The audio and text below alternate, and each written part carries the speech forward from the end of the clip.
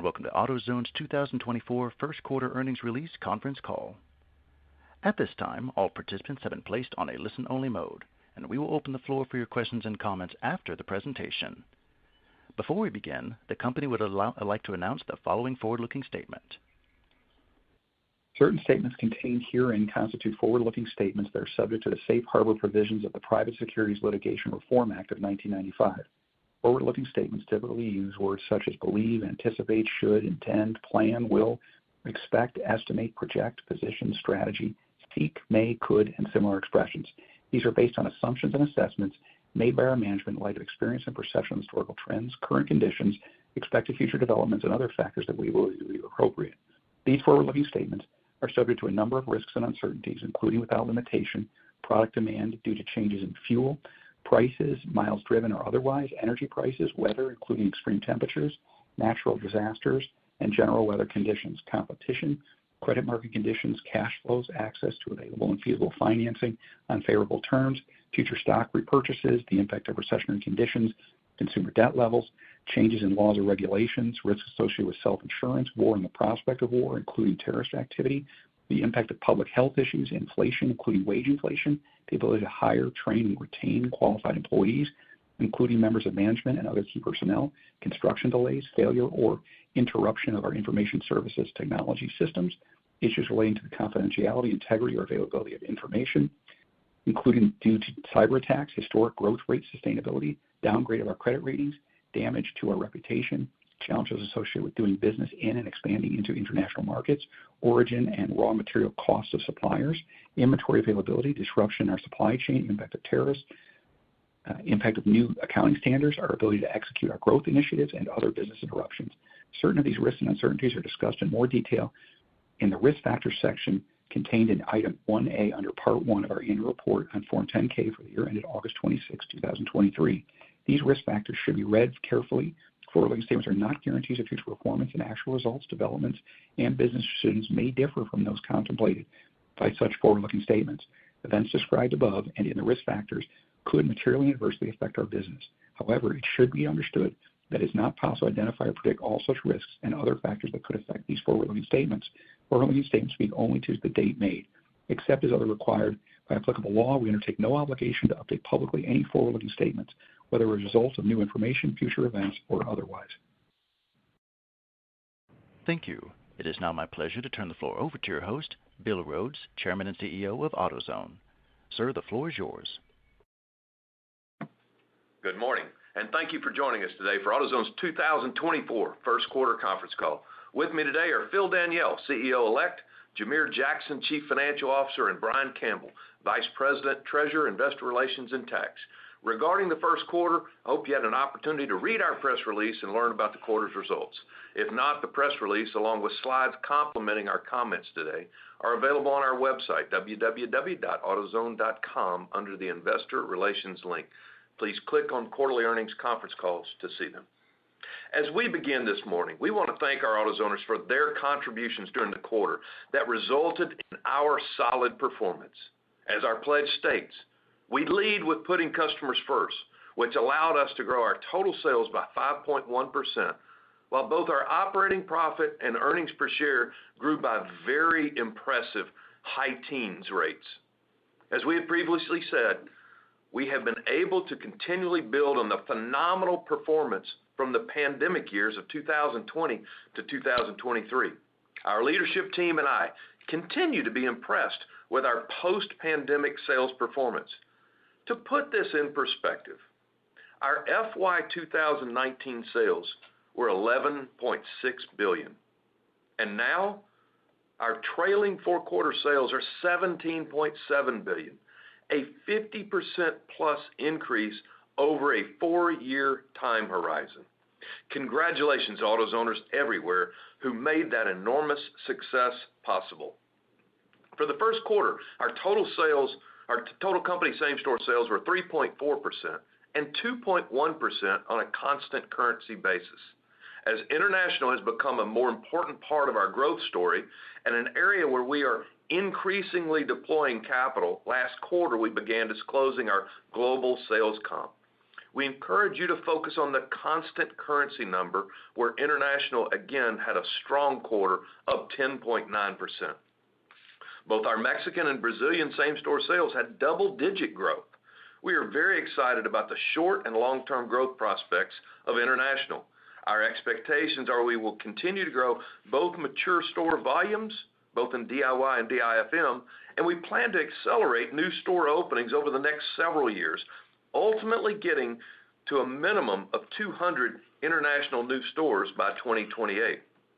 Next, our domestic same-store sales were up 1.2% this quarter, compared to 1.7% last quarter and 5.6% in Q1 of last year. Our performance in retail was slightly below our expectations, but still resilient in the current environment.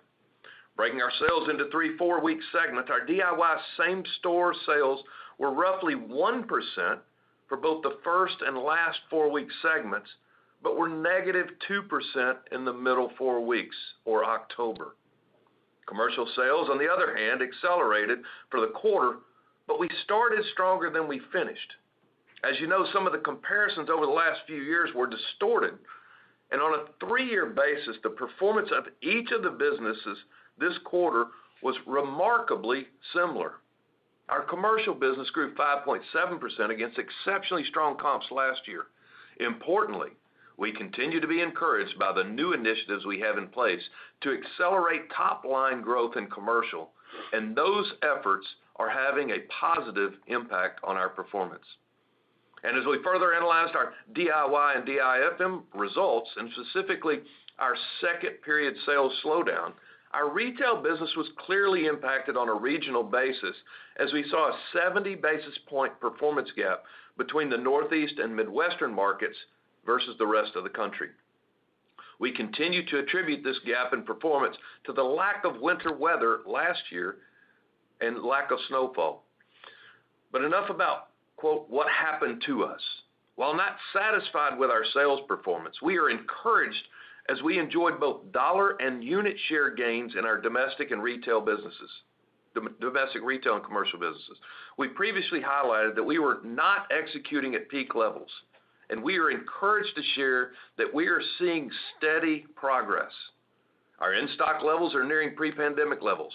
Turnover, while still elevated, is beginning to decline. Productivity levels in our distribution centers have improved. The technology we deployed to improve service levels to commercial customers is seeing much higher adoption rates, leading to decreased delivery times.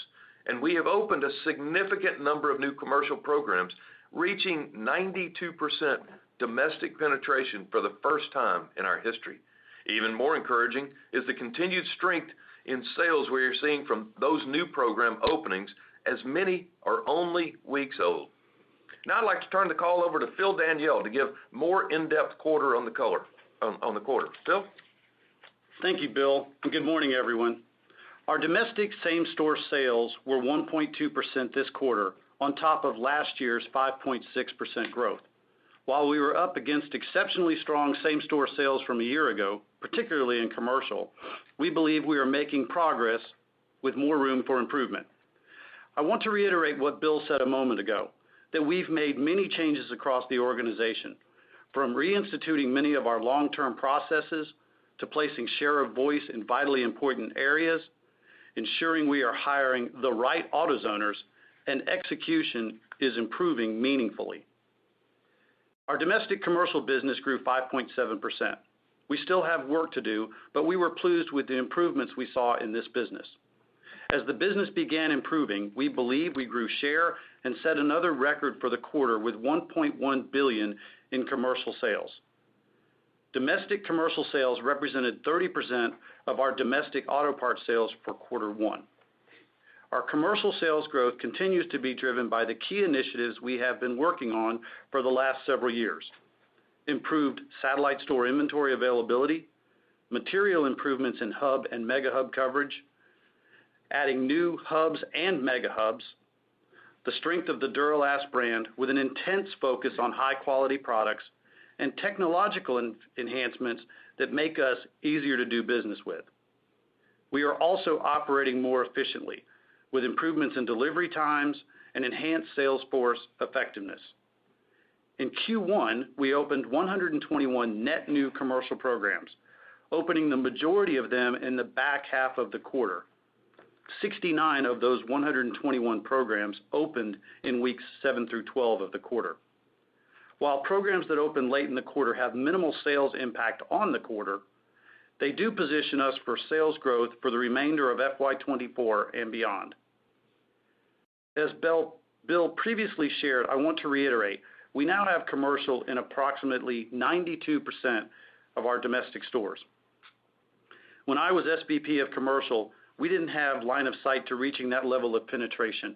It really is a great sign of the progress that we've made over the last 5 years or so. We believe our commercial business will get stronger and growth rates should improve as we move through the year as comps get easier and our execution will continue to improve. Regarding domestic DIY, we had flat comps this quarter on top of last year's comp of 2.6%. While the data we have available to us indicates we continue to gain share in both dollars and units, our comp is below our expectations, but in line with what we are seeing across the industry.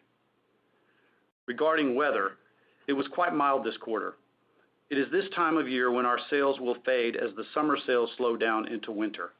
This year, October was warmer than last year, and sales in weather-sensitive hard part categories in the Midwest and the Northeast underperformed the remainder of the country.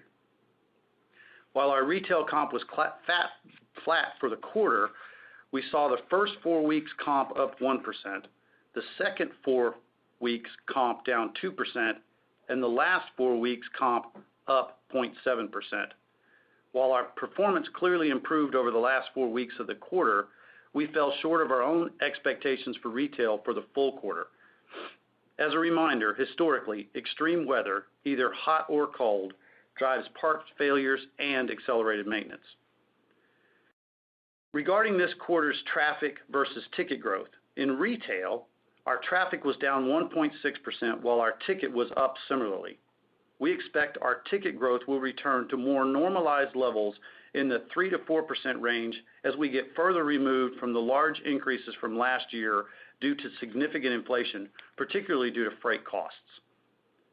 Regarding our commercial trends, we continue to see higher growth rates for traffic relative to ticket. During the quarter, there were some geographic regions that did better than others, as there always are. This quarter, we saw a 230 basis point worse performance between the Northeast and the Midwest compared to the balance of the country. As the Northeast and the Midwest experienced a very mild winter last year with below average snowfall, we sold less weather-sensitive hard parts in this part of the country. Heading into the second quarter, we are planning for a more normal weather pattern. But as a reminder that Q2 is always our most volatile quarter as weather fluctuations can be extreme, meaningfully impacting our short-term sales performance either positively or negatively. Regarding our merchandise categories in the retail business, our sales floor categories underperformed hard parts as we saw more discretionary pullback from customers. We do feel the low-end consumer started pulling back on discretionary purchases. Let me also address inflation and pricing. This quarter, we saw low single-digit inflation, and as a result, our ticket was up roughly 1.5%. We believe inflation for the second quarter will be similar as the industry is migrating back to pre-pandemic inflation levels, lapping very high inflation from a year ago. I want to reiterate that our industry has been very disciplined about pricing for decades, and we expect that to continue. Historically, as costs have increased, the industry has increased pricing commensurately to maintain margins. It is also notable that following periods of higher inflation, our industry has historically not reduced pricing to reflect lower cost, and we believe we have entered into one of those periods. For the second quarter, we expect our DIY sales to remain more difficult and our commercial sales trends to improve. We will, as always, be transparent about what we are seeing and provide color on our markets and outlook as trends emerge. Before handing the call to Jamere, I'd like to highlight and give some color on a few of our other key business priorities for the new fiscal year. First, we continue to focus on our supply chain with two initiatives that are in flight to drive improved availability. One is our expanded hub and mega hub rollouts, and secondly, we are making good progress on transforming our distribution network. Along with having 2 domestic distribution centers currently under construction, our strategy is focused on leveraging the entire network to carry more inventory closer to the customer to drive growth with speed and expanded availability and efficiency. Additionally, we plan to continue to grow internationally. At 849 stores open internationally, or 12% of our total store base, these businesses had impressive performance last quarter and should continue to grow at a robust pace for the remainder of fiscal 2024. We are leveraging many of the learnings we have in the U.S. to refine our offerings in Mexico and Brazil. Now I'd like to turn the call over to Jamere Jackson. Thanks, Phil, and good morning, everyone. As both Bill and Phil have previously discussed, we had a solid first quarter stacked on top of an impressive first quarter last year with 5.1% total company sales growth, 1.2% domestic comp growth, 10.9% international comp on a constant currency basis, a 17.4% increase in EBIT, and an 18.6% increase in EPS. We continue to deliver solid results, and the efforts of our AutoZoners in our stores and distribution centers have continued to enable us to drive earnings growth in a meaningful way. To start this morning, let me take a few moments to elaborate on the specifics in our P&L for Q1. For the quarter, total sales were $4.2 billion, up 5.1%. And let me give a little more color on sales and our growth initiatives. Starting with our domestic commercial business, our domestic DIFM sales increased 5.7% to $1.1 billion, and we're up 20.6% on a 2-year stack basis. Sales to our domestic DIFM customers represented 26% of our total company sales and 30% of our domestic auto parts sales. Our average weekly sales per program were $15,900, down 0.6%. It's important to point out that our sales per program productivity was again impacted by a large number of immature programs that have opened over the last 5 quarters. While these openings depressed the point-in-time productivity metric, we're encouraged by the growth prospects of these programs and their early contribution to our commercial business. We have intentionally opened more stores with commercial programs in response to the tremendous opportunity we see to grow our market share. We now have a commercial program in approximately 92% of our domestic stores, which leverages our DIY infrastructure, and we're building our business with national, regional, and local accounts. This quarter, we opened 121 net new programs, finishing with 5,803 total programs. Our commercial acceleration initiatives continue to make progress as we grow share by winning new business and increasing our share of wallet with existing customers. Importantly, we continue to have a lot of runway in front of us, and we will continue to aggressively pursue growth opportunities in commercial, which we believe is our single largest growth opportunity. To support our commercial growth, we now have 100 Mega Hub locations with 2 new Mega Hubs open in Q1. The 100 Mega Hubs average significantly higher sales than the balance of the commercial programs and grew more than 2 times the rate of our overall commercial business in Q1. As a reminder, our Mega Hubs typically carry roughly 100,000 SKUs and drive tremendous sales lift inside the store box, as well as serve as an expanded assortment source for other stores. The expansion of coverage and parts availability continues to deliver a meaningful sales lift to both our commercial and DIY business. These assets are performing well individually, and the fulfillment capability for the surrounding AutoZone stores is giving our customers access to thousands of additional parts and lifting the entire network. We will continue to aggressively open Mega Hubs for the foreseeable future, and we expect to have north of 200 Mega Hubs at full build-out. Now, these are difficult to find boxes in the right locations, but we are keenly focused on rapid expansion and have 45 currently in the pipeline and growing. On the domestic retail side of our business, our comp was essentially flat for the quarter. As mentioned, we saw traffic down 1.6%, offset by 1.5% ticket growth. As we move forward, we would expect to see slightly declining transaction counts offset by low to mid-single-digit ticket growth, in line with the long-term historical trends for the business, driven by changes in technology and the durability of new parts. While DIY discretionary purchases were challenged in Q1, we continue to see a growing and aging car park, a challenging new and used car sales market, and a consumer that is likely to continue to invest in their existing vehicles. As such, we believe our DIY business will remain resilient for the balance of FY24. Now I'll say a few words regarding our international business. We continue to be pleased with the progress we're making internationally. Our same-store sales grew 25.1% on an actual basis and 10.9% on a constant currency basis. During the quarter, we opened 5 stores in Mexico to finish with 745 stores and 4 stores in Brazil, ending with 104. We remain committed to international, and given our success, we're bullish on international being an attractive and meaningful contributor to AutoZone's future growth. Now let me spend a few minutes on the rest of the P&L and gross margins. For the quarter, our gross margin was 52.8%, up 279 basis points, driven primarily by a non-cash $81 million LIFO charge in last year's quarter versus a $2 million LIFO credit this year. Excluding LIFO from both years, we had a very strong 70 basis point improvement in gross margin, which increased from last quarter's 37 basis point improvement. We've had exceptional gross margin improvement, and in fact, we're at the highest gross margin rate we've had since FY 2021. I will point out that we now have $57 million in cumulative LIFO charges yet to be reversed through our P&L, and we expect this credit balance to reverse over time. We're currently modeling $5 million in LIFO credits for Q2 based on the deflation experienced in Q1.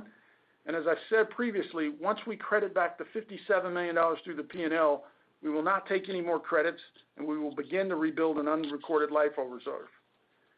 Moving to operating expenses, our expenses were up 7.4% versus last year's Q1 as SG&A as a percentage of sales deleveraged 68 basis points. The increase in SG&A has been purposeful as we continue to invest in store payroll and IT to underpin our growth initiatives. These investments are paying dividends in customer experience, speed, and productivity. We're committed to being disciplined on SG&A growth as we move forward, and we will manage expenses in line with sales growth over time. Moving to the rest of the P&L, EBIT for the quarter was $849 million, up 17.4% versus the prior year, driven by our positive same-store sales growth and gross margin improvements, including a LIFO year-over-year favorable comparison. Interest expense for the quarter was $91.4 million, up 58% from Q1 a year ago, as our debt outstanding at the end of the quarter was $8.6 billion versus $6.3 billion at Q1 end last year. We're planning interest expense in the $98 million range for the second quarter of FY24 versus $65.6 million last year. Higher debt levels and borrowing rates across the curve are driving this increase. For the quarter, our tax rate was 21.6% and up from last year's first quarter of 18.9%. This quarter's rate benefited 147 basis points from stock options exercised, while last year it benefited 446 basis points. For the second quarter of FY24, we suggest investors model us at approximately 23.4% before any assumption on credits due to stock option exercises. Moving to net income and EPS, net income for the quarter was $593 million, up 10% versus last year. Our diluted share count of 18.2 million was 7.2% lower than last year's first quarter. The combination of higher net income and lower share count drove earnings per share for the quarter to $32.55, up 18.6% for the quarter. Now let me talk about our free cash flow for Q1. For the first quarter, we generated $600 million in free cash flow. We expect to continue being an incredibly strong cash flow generator going forward, and we remain committed to returning meaningful amounts of cash to our shareholders. Regarding our balance sheet, our liquidity position remains very strong, and our leverage ratio finished Q1 at 2.5 times EBITDA, returning to our long-term target. Our inventory per store was up 0.3% versus last year, while total inventory increased 3%, driven by new store growth. Net inventory, defined as merchandise inventory less accounts payable on a per-store basis, was a negative $197,000 versus negative $249,000 last year and negative $201,000 last quarter. As a result, accounts payable as a percent of inventory finished the quarter at 124.4% versus last year's 131%. Lastly, I'll spend a moment on capital allocation and our share repurchase program. We repurchased $1.5 billion of AutoZone stock in the quarter, and at quarter end, we had just over $300 million remaining under our share buyback authorization. The strong earnings, balance sheet, and powerful free cash we generated this year has allowed us to buy back 3% of the shares outstanding in the quarter. We have bought back over 100% of the then outstanding shares of stock since our buyback inception in 1998, while investing in our existing assets and growing our business. We remain committed to this disciplined capital allocation approach that will enable us to invest in the business and return meaningful amounts of cash to shareholders. To wrap up, we remain committed to driving long-term shareholder value by investing in our growth initiatives, driving robust earnings and cash, and returning excess cash to our shareholders. We're growing our market share, expanding our margins, and improving our competitive positioning in a disciplined way. And as we look forward to the remainder of FY24, we're bullish on our growth prospects behind a resilient DIY business, a fast-growing international business, and a domestic commercial business that is reaccelerating. I continue to have tremendous confidence in our strategy and our ability to drive significant and ongoing value for our shareholders. And now I'll turn it back to Phil. Thank you, Jamere. During the quarter, we launched our new fiscal year, and I'd like to take a moment to discuss the key takeaways from our national sales meeting in September. At the meeting, we launched our operating theme for the new year, Live the Pledge. While we have used this theme previously, it continues to deeply resonate with our AutoZoners. Simply put, it differentiates us from everyone else. The energy at the event has never been higher. The pledge is the core of our culture, and I, our board, and our leadership team believe we can never overemphasize our culture. It is defined by helping solve our customers' challenges and optimizing the performance of their vehicles. It is based on a team-based approach of recognizing everyone's contributions and performance, putting team goals ahead of personal goals. It sets the standard at exceptional performance, not mediocrity. And it's about caring about people, both our customers and our AutoZoners. It's about providing unparalleled career opportunities to a diverse population of AutoZoners. And it's about the AutoZone family. Calling yourself a family comes with great responsibility. And it's so much more. The pledge and our values summarize our operating strategy succinctly. Fiscal 2024's top priority is enhanced execution. Additionally, we have many strategic projects in varying stages of completion. We will continue opening new mega hubs and hubs. Construction on our new distribution centers and the optimization of our new direct import facility are a focus, as we are also ramping up our domestic and international store growth to achieve 500 annual new store openings by 2028. As you noticed, our international teams posted same-store sales comps on a constant currency basis of 10.9%, much higher than our domestic comp. International has been strong for a few years now. While I mention all of these investments in FY24, the number one focus for the remainder of the year will be on growing share in our domestic commercial business. We believe we have a solid plan in place for growth over the next 12 months. We know our focus on parts availability and better customer service will lead to additional sales growth. We are excited about what we can accomplish for the remainder of this year. Finally, I'd like to update you on our leadership transition plan. Next month, Bill will become Executive Chair, and I will become President and CEO. It will be one of the greatest honors of my life to move into that role. And while that role will come with new opportunities and challenges, I continue to be very bullish about the prospects because I know we have an extraordinary culture in a terrific industry, and as you have seen, an ever-evolving but exceptional team. As Bill and I both continue to say, and it may sound a little bit cliche, but we both believe it, AutoZone's best days lie ahead of us. I want to thank Bill for his wonderful nearly 19-year tenure leading this company and thank him for his leadership. I'm excited about the opportunity to continue to leverage him and his experiences in this new role as Executive Chair. I also want to thank 3 other long-term senior leaders for their amazing contributions to our success: Grant McGee, Charlie Plez, and Al Saltiel, with their respective 34, 27, and 10 years of service to AutoZone. They have had an enormous contributions, and their legacies will be evident in the teams they have built and the contributions those teams will make over the coming decades. I congratulate each of them and wish Grant and Bonnie, Charlie and Doris, and Al and Sue well-earned happiness in their next chapters. Now we'd like to open up the call for questions. Certainly. Everyone at this time will be conducting a question-and-answer session. If you have any questions or comments, please press star one on your phone at this time. We do ask that while posing your question, please pick up your handset if you're listening on speakerphone to provide optimum sound quality. We do ask that all participants please ask one question and one follow-up, then re-enter the queue. Once again, if you have any questions or comments, please press star one on your phone. Please hold while we poll for questions. Your first question is coming from Bret Jordan from Jefferies. Your line is live. Hey, good morning, guys. Morning, Brett. How are you? Brett? I'm good. Can we talk a bit more about the international margins, since that's going to be more impactful, how it compares to what you see in the U.S. and I guess Brazil versus Mexico? Is there much difference? And is there, I guess, an investment phase that is going to be required to ramp that? Yeah, I mean, from a margin standpoint, we're very pleased with the progress that we're making on margins, both gross margins and total operating margins. In our business in Mexico, which is much more mature than obviously what we have in Brazil, we've been very pleased with the actions we've been able to take on the merchandising side of the business, and that's given us a very healthy gross margin in that business.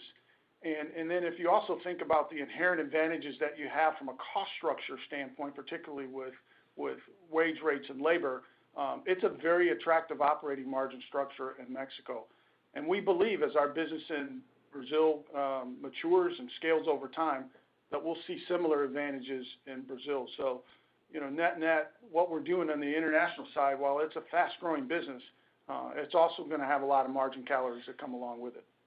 Yeah, I think I would also add, we continue to say that in Brazil, we're still losing money there. So we're in an investment phase. We're ramping up our store count very aggressively, but with that comes some operating losses that are kind of consistent with what we've been seeing over the last 5 or 6 years. I guess, what kind of scale do you need to tip Brazil into profitability? I mean, the incremental margin would seem to be very high in that case. I think that's right, Brett, but frankly, we have a whole lot of very new stores that are in very new markets as we're expanding. I mean, we've opened 40 stores or so in the last 18 months, and those stores are very immature. So we've got to see how those new stores and new markets mature.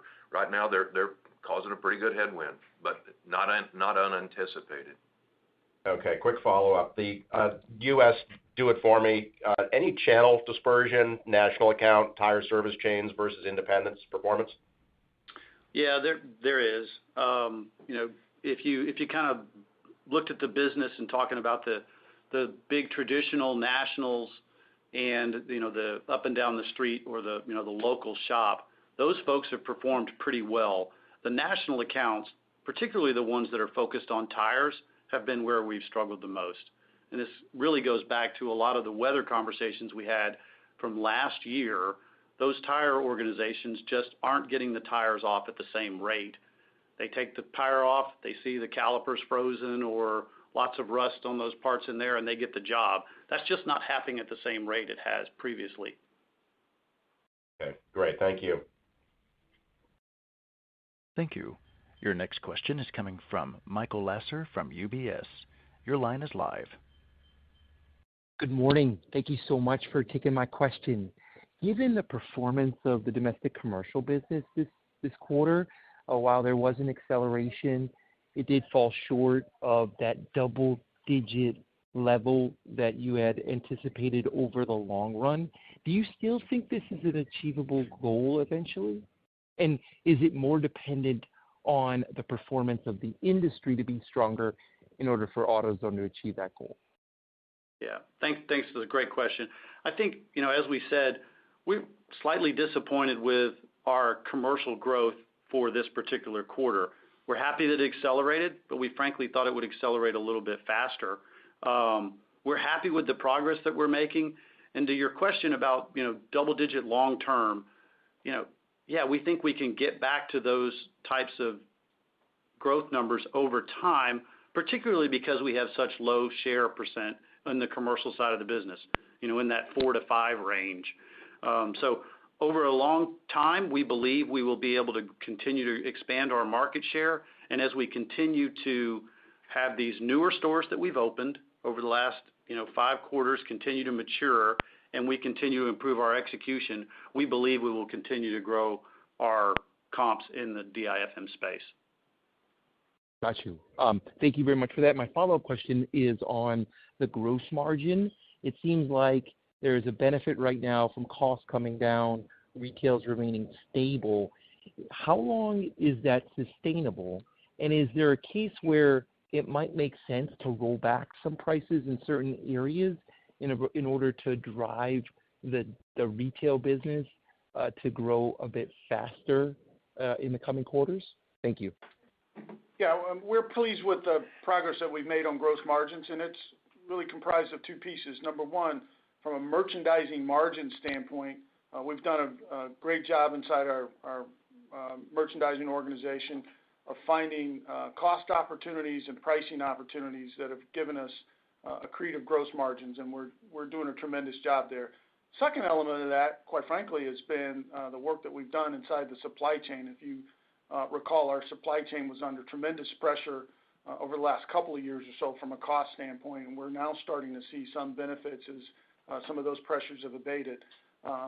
But if you look at this business over the long term, I mean, we have historically been able to churn out positive gross margin improvements in a very disciplined fashion over time, and that has enabled us to grow our earnings very predictably as we move forward. When we think about the pricing environment, as we've said, and we continue to reiterate, pricing's a pretty dynamic environment. We don't feel like we need to make any pricing investments at this point to be able to operate the business and grow share. But if we do have to make those moves, we'll certainly do those if it results in us improving units and ultimately growing EBIT. But at this point, we're in pretty good shape in terms of where we are from a pricing standpoint and feel that we're very competitive in the marketplace. Thank you very much and have a great holiday. Yep, you too, Mike. Thank you. Your next question is coming from Max Rakhlenko from TD Cowen. Your line is live. Great. Thanks a lot. So first, can you speak to the competitive environment and if you're seeing any changes there? And then how would you frame the level of competition today from the WDs compared to both a couple of quarters ago as well as pre-pandemic? Yeah, I'll break that up into 2 parts. If you think about the DIY competition, we've had a very stable base of competitors there for a very long period of time. That business is pretty stable, and there's not a whole lot of new or changing strategies it appears from the competition. On the DIFM side, if you kind of think about our what we call our close-in competitors or the public folks, not a lot of changes there other than what O'Reilly did a year and a half ago or so on their pricing strategy. On the WD side, I think you kind of have to look at pandemic time versus today. One of the things that we believe is they really struggled with some in-stock in some key categories over the pandemic. Over the last, say, year or so, it appears that they have become more in stock on those key categories, like everybody has, but they were probably more acutely impacted than a lot of the public players, and they've returned to more normal levels. As a reminder, we are still not back to our pre-pandemic levels of in stock, but we're pretty darn close. Got it. That's helpful. And then you guys touched on delivery times improving a few times throughout the prepared remarks. So can you speak to what your average delivery times are now in the markets where you've got the megas? And then how much more room do you have to improve? And then just the cadence we should think about in order to get there. Yeah. Just delivery times can be wildly different depending on proximity of the part and how close that shop may be to a given store or hub or mega hub.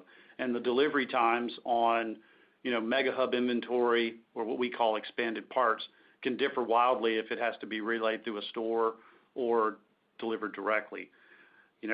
Our average delivery times, you're kind of thinking in that 30-minute range. So a 10% improvement in delivery times is pretty meaningful, but it may be 3 to 5 minutes. And that matters when a customer is sitting there trying to turn their bay. So we believe we'll continue to leverage and improve our delivery times. and that's a key strategy for us because it's a measure of customer service. Great. Thanks a lot. Best regards. Thank you. Thank you. Thank you. Your next question is coming from Chris Horvers from J.P. Morgan. Your line is live. Thanks. Good morning, and congratulations to everybody. So I wanted to follow up on the question more broadly about the consumer. You talked about, some of the tire businesses remaining weak.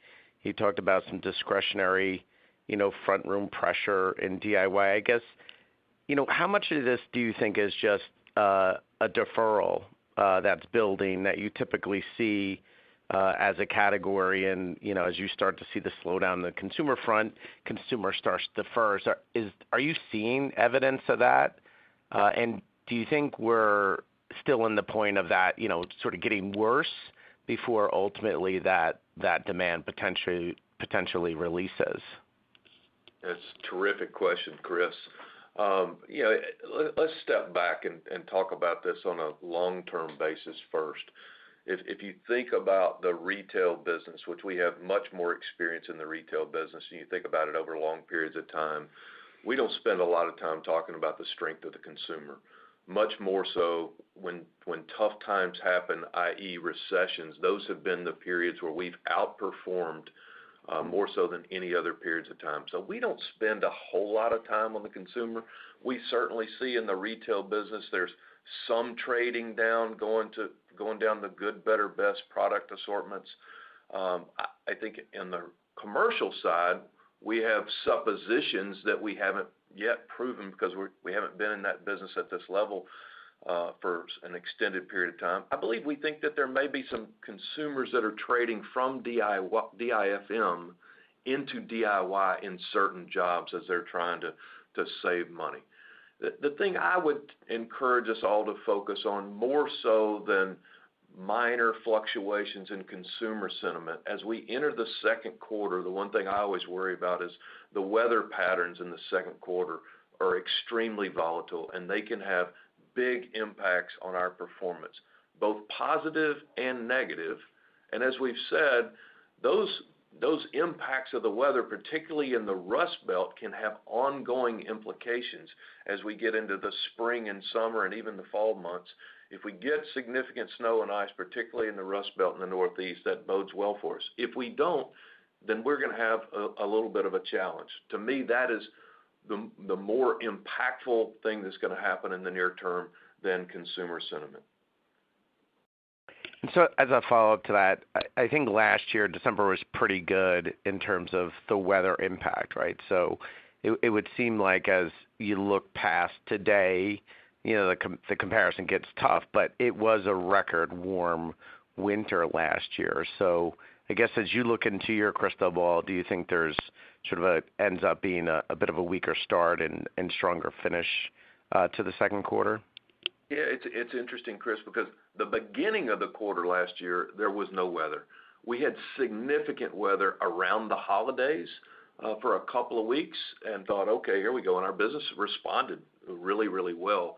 And then the January, February, into March, particularly in the Rust Belt, it was lack of snow and ice and fairly moderate temperatures. Unfortunately, we don't have a meteorologist on staff either. And at the end of the day, we're running this business for not quarters, not years, but for decades. And the weather and implications they're gonna even out. I just always try to make sure and caution everybody at the beginning of the second quarter that we could have really strong performance or we could have really weak performance that's driven by weather. And that doesn't need to change how we approach our strategy or the long term. Got it. Thanks very much. Have a great holiday. Yep, you too. Thank you. Thank you. Your next question is coming from Seth Sigman from Barclays. Your line is live. Hey, good morning, everyone. I wanted to follow up on commercial. It seems like you've really accelerated the rollout of new programs over the last few quarters, obviously at a time when sales growth on a comp basis has been lower. So can you just help us better understand what's driving that decision right now, particularly as we think about, your comment around in-stock levels, improving, but not necessarily where you want it to be. So how do we think about that thought process around accelerating right now? Yeah, that's a great question. If you and I even mentioned it in the prepared remarks. If we go back to when I was SVP of commercial, the facts are our per store performance has improved on a per store basis. The productivity of those individual stores. Looking back over a decade's worth of time, we went through this phase where we had less than 50% of our stores, or around 50% of our stores had commercial, and we ramped up to roughly high 70s, low 80% of our stores in commercial. Then we had a period of time where we really focused on per store productivity, and that's been going on for the last several years, say 5 to 7 years. Today, we're at a spot where we've had stores that previously didn't have commercial in them, and we look at the market differently with a much different share ownership, where we believe those stores are now productive, and we're opening them. If you kind of forecasted that out into the future, we think we've probably opened the vast majority of those stores that previously didn't have commercial. There'll probably be some, but I don't think you'll see this large opening of previously opened stores that didn't have commercial programs that do today. But we think those stores over time will be as productive as the stores we have that have been open for a long period of time, and we'd like that productivity model going into the future. Okay, thank you for that. And then just a follow-up would be around thinking about the investments that may be required to drive that improvement in commercial. And I think this was talked about in a few different ways, including around pricing, but I'm thinking more from an OpEx, from an SG&A perspective. It's been growing at a relatively steady 4% rate per store. That seems reasonable, but I'm curious how you're thinking about that, how you're planning for that throughout this year, and whether you need to start to see a pickup in your SG&A growth. We like the investment profile that we have today, and we have been very, very clear that we're investing in SG&A at a pretty accelerated pace and have done so over the last couple of years or so, and that's come in the form of store payroll, particularly around our commercial program, but also IT. And these are the kinds of things that are enabling us to drive the growth initiative in commercial. For example, Phil mentioned what we're doing on delivery times. The work that we're doing to improve our delivery times is all underpinned by investments that we've made in technology that make it easier for us to deploy drivers and, quite frankly, give us a better opportunity to tell our customers exactly where our drivers are in the route and how fast they're going to get the parts. So those are some of the examples of things that we've invested in, and we're going to continue to do that. And that investment profile is going to pay dividends for us in terms of speed, in terms of productivity, and in terms of better results in terms of customer service. You mentioned price, specifically on the DIFM side, and although we made a price investment several years ago, today we like our pricing strategy. Now, the pricing is always a pretty dynamic point of our business, and we'll continue to monitor that, but we like where we are from a pricing strategy today, so we don't see any major or deviation from our current pricing strategy. Okay. Thanks, guys. I appreciate it. Thank you. Thank you. Your next question is coming from Zach Fadem from Wells Fargo. Your line is live. Hey, good morning. So when you look at the sequential uptick in your commercial business, but also a sequential downtick in DIY, can you help us parse out the impact of broader industry trends versus your own idiosyncratic factors? And as you put these together, is it fair to say that you expect Q2 and fiscal 24 as a whole to look a lot like Q1? Or are there factors that give you confidence in both DIY and commercial acceleration as we move through the year, even if the industry's slowing? Yeah, I'll separate the two. First of all, we've been in the retail business for a very long time. We've had lots of periods of time where we grow in the 0 to 2% kind of range. We're coming off a period of time in the pandemic where our retail volumes went up 25 to 30%, and we are frankly tickled to death to still be holding on to those retail volumes, and we believe we've retained about 85% of the share that we gained during that 3-year period of time. So we're very pleased with that. We always want to grow faster. We're basically flat this quarter. We're trying new things, but we're pleased with where we are in the retail business.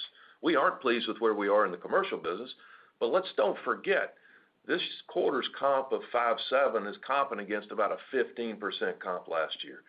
So while we didn't meet our goals or aspirations in the quarter by 1% or 2%, we're not disappointed. We're not discouraged. We know we have a long runway to go in the commercial business.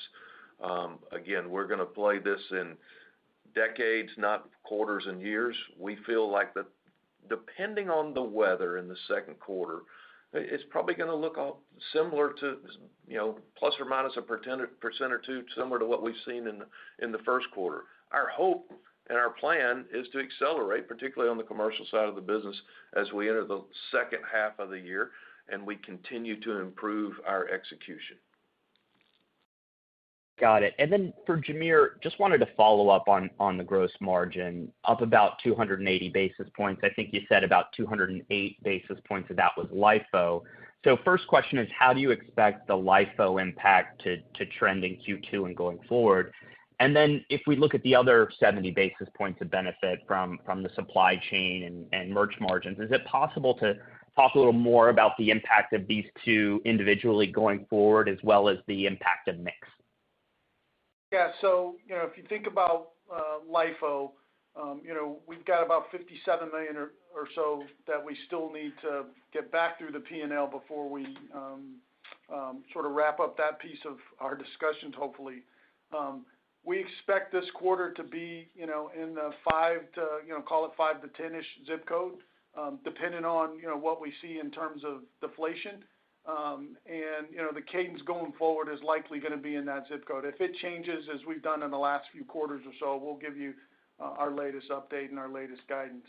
And if you think about what we're doing from a gross margin standpoint, again, if you look at our business over the long term, we've typically driven gross margin improvement, from a merchandising standpoint in that, call it 30 to 35 bips range. And, what we said after we came out of the pricing changes that we made a couple years or so ago, that, we would continue to run that play with discipline and intensity and be able to drive that.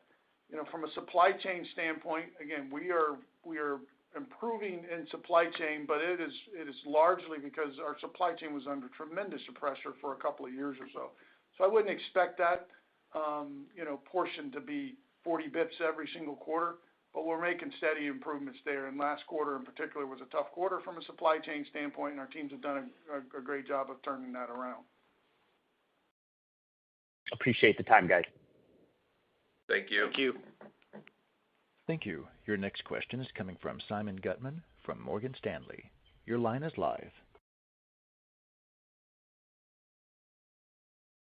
Once again, your next question. Simeon, are you there?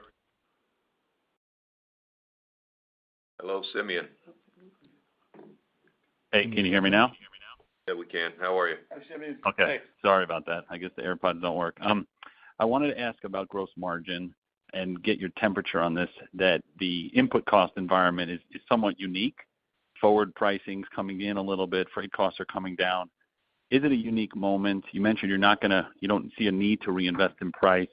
What happens to any excess, because this industry has pretty good pricing power? Do prices come down, or is that potential a benefit to the gross margin? Well, I think what we've said historically, and you've seen us certainly behave this way, is that, as we saw inflation in the business, we took pricing accordingly. And as we come out of that, particularly with things like freight starting to come down, that is an opportunity for us to improve the gross margin profile of the business. The pricing environment has been incredibly rational, has been for decades, and it's certainly behaving rationally today.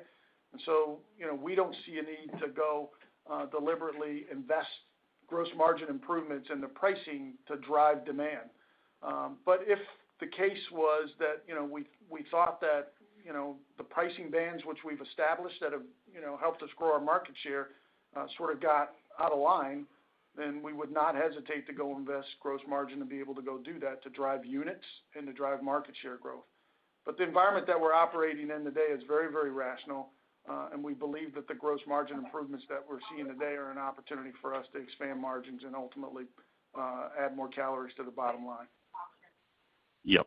And then my follow-up, just on the health of the business, in any way, do you think this DIY softness is a lead or could preclude the progress that you'd like to make on commercial? I heard Bill Rhodes' comment regarding it could take a little bit longer, but how do you think about the connectivity of both of these businesses? Thanks.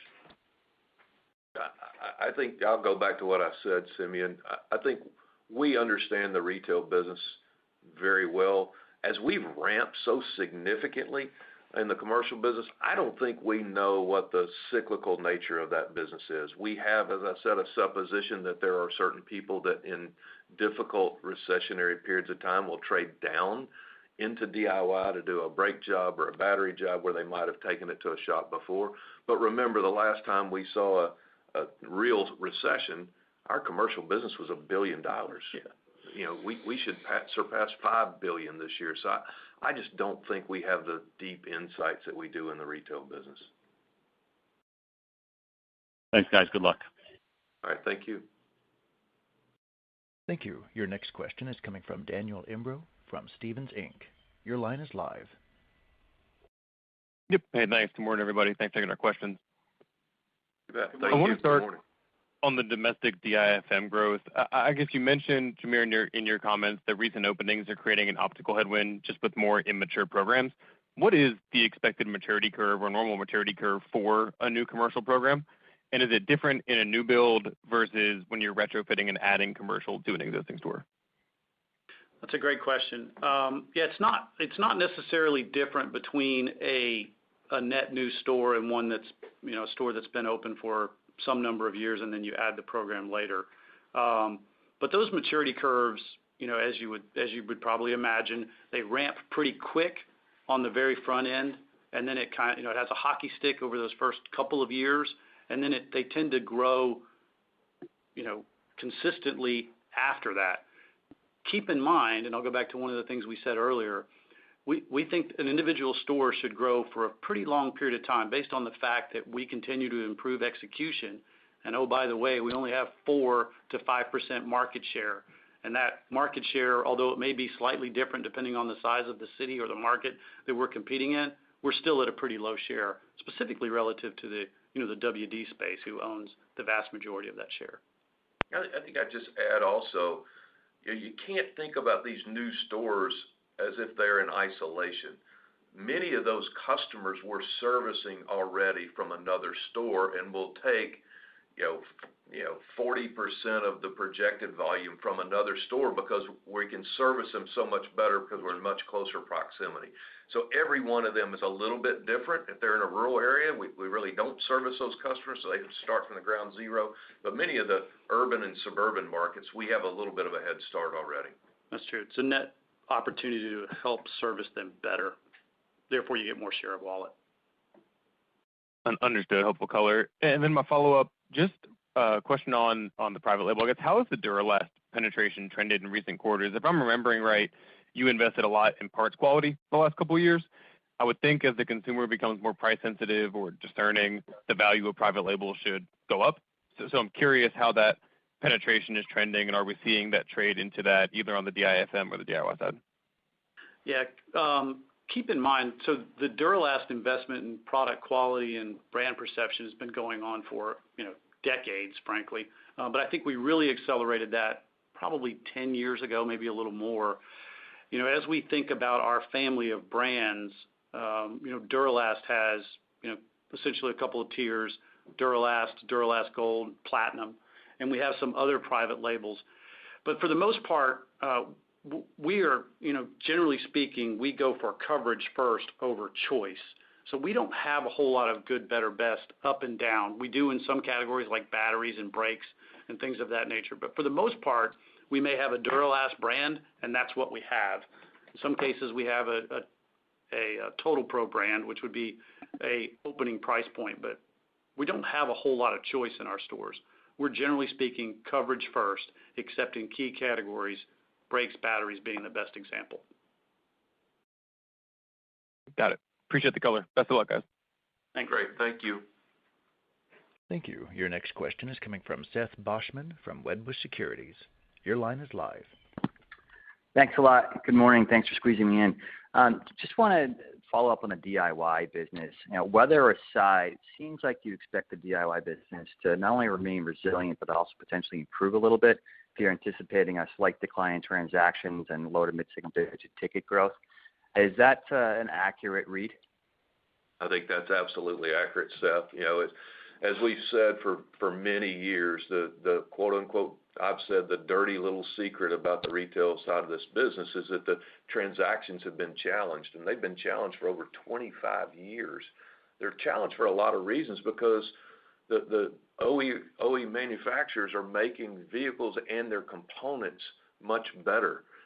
Used to, you'd had a lot more frequency of failures on those components. Today, they don't fail as much because they have a lot of technology involved in those components. So what has happened over very long periods of time is you have this 2 to 4% drag on transactions, but you have an equivalent amount on the average price per piece because the cost of the technology that's going into those parts.